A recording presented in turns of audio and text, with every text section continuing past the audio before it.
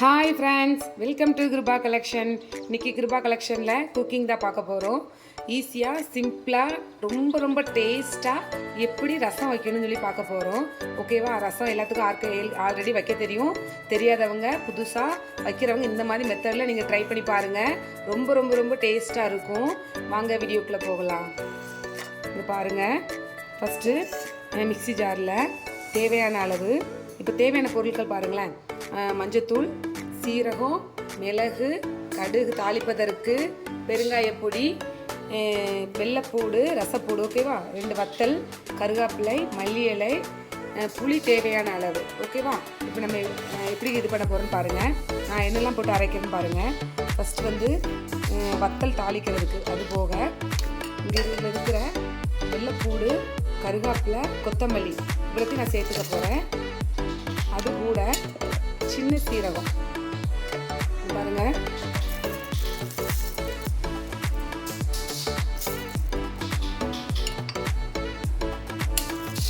சின்ன சீரகம் சேர்த்துட்டேன்.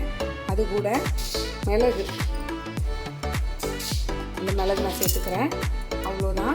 இவ்வளோத்தையும் நான் சேர்த்து அரைச்ச போகிறேன். நான் சொன்ன பொருள் பாருங்கள். மிளகு, சீரகம், வெள்ளைப்பூடு, இது கூட பச்சை கருவேப்பிலை, கொத்தமல்லி இலை இவ்வளோத்தையும் சேர்த்து நான் நல்லா அரைச்சிக்க போகிறேன். இங்கே பாருங்கள். நல்லா ரசத்துக்கு தேவையான அளவு கொரப்பாக நான் அரைச்சி வச்சுருக்கிறேன். ரொம்ப நைஸாக அரைக்கக்கூடாது, கொஞ்சம் கொரப்பாக தான் நம்ம ரசத்துக்கு அரைக்கணும். அவ்வளோதான். இங்கே பாருங்கள். தக்காளி நான் சொல்ல மறந்துட்டேன், எடுத்து வச்சுருந்த ஒரு தக்காளியில் நான் பாதி தக்காளி தான் எடுத்து கட் பண்ணி வச்சுருக்கேன். ஏன்னா புளி நிறைய சேர்க்கறதுனால. ஓகேவா. இனி நம்ம என்ன பண்ண போகிறோன்னா, அடுப்பை கேஸ் ஆன் பண்ண போகிறேன். கேஸ் ஆன் பண்ணிட்டேன்.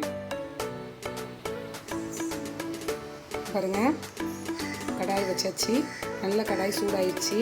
இந்த டைமில் நான் ஆயில் சேர்த்துக்க போகிறேன். தேவையான அளவு ஆயில் சேர்த்துக்கோங்க. அவ்வளோதான். கொஞ்சமாக ஆயில் ஊற்றி, ஆயில் சூடானதும் கொஞ்சமாக தாளிக்கிறதுக்கு கடுகு போட்டுக்கோங்க.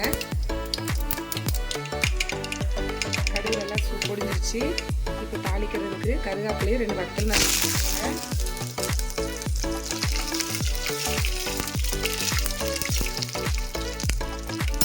அவ்வளோதான். நறுக்கி வச்சுருக்கேன் ஒரு அரை தக்காளியும் வச்சுருக்கேன்.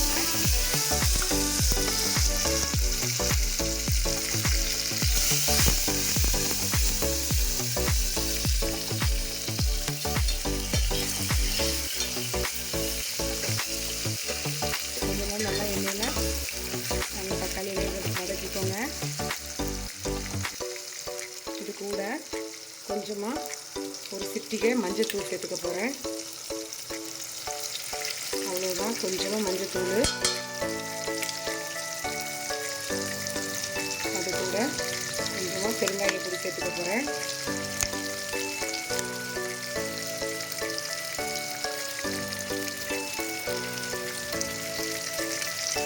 அவ்வளோதான்.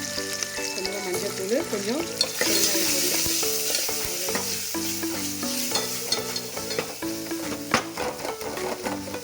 நல்லா ரொம்ப டேஸ்ட்டாக இருக்கும். காரமும் அந்தளவுக்கு இருக்காது. சின்ன குழந்தைங்க நல்லா விரும்பி சாப்பிடுவாங்க.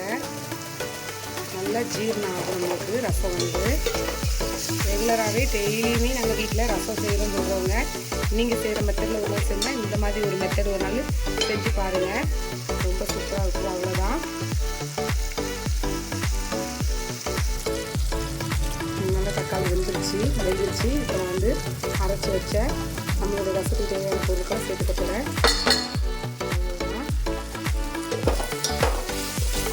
நானே வீடியோ எடுத்து நானே எடுக்கிறனால கரெக்டாக உங்களுக்கு பார்க்க முடியுதான் தெரியல, கிளியராக தெரியுதான்னு தெரியல. கொஞ்சம் அட்ஜஸ்ட் பண்ணிக்கோங்க. அவ்வளோதான். இது கூட கொஞ்சமாக நான் அந்த ரசத்தோட பச்சை வாடை, அந்த மிளகு சீரகத்தை பச்சை வாடை போடுறதுக்காக கொஞ்சமாக வாட்டர் சேர்த்து கொஞ்சம் 2 நிமிஷம் நான் அப்படியே வதக்க போகிறேன். அவ்வளோதான். பாருங்கள். நல்லா கலர்ஃபுல்லாக சூப்பராக இருக்கும். பாருங்கள். நல்லா அந்த போட்டு நம்மளுடைய இன்க்ரீடியன்ட்ஸ் பூரா நல்லா இதாக ஆரம்பிச்சிருச்சு. ஸ்மெல்லு ரொம்ப சூப்பராக இருக்குது. அவ்வளோதான். அதுக்கப்புறம் நமக்கு தேவையான புளிக்கரைசல் எடுத்து வச்சுருக்கிறேன், அதை ஆட் பண்ண போகிறேன்.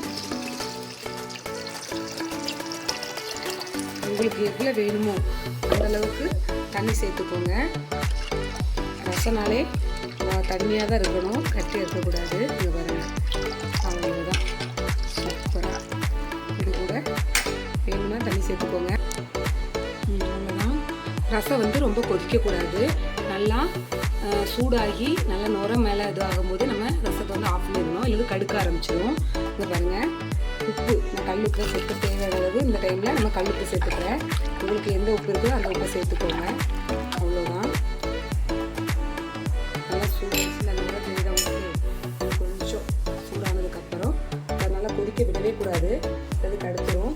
இப்போ நம்ம இது கூட லாஸ்ட்டு ஃபைனல் டச்சாக என்ன பண்ண போகிறோம்னா கொஞ்சம் பச்சை கருவேப்பிலை சேர்த்துட்டு மேலே கொஞ்சம் பச்சை மல்லி இலையை நான் தூவி விட போகிறேன். அவ்வளோதான், நம்மளுக்கு ஈஸியாக சூடான சுவையான ரசம் ரெடி. நீங்கள் இதை குடிச்சு யூஸ் பண்ணி செஞ்சு கையில் ஊற்றி குடிச்சு பாருங்கள், ரொம்ப டேஸ்ட்டாக இருக்கும். சாதத்தில் ஊற்றி சாப்பிட்டு பாருங்கள், சின்ன குழந்தைங்கள்லாம் விரும்பி சாப்பிடுவாங்க. நீங்கள் செஞ்சு பார்த்துட்டு எப்படி இருக்குன்னு எனக்கு கமெண்ட் பண்ணுங்கள். என்னோடய சேனல் பிடிச்சிருந்தா மறக்காமல் சப்ஸ்கிரைப் பண்ணுங்கள். Okay friends, thank you.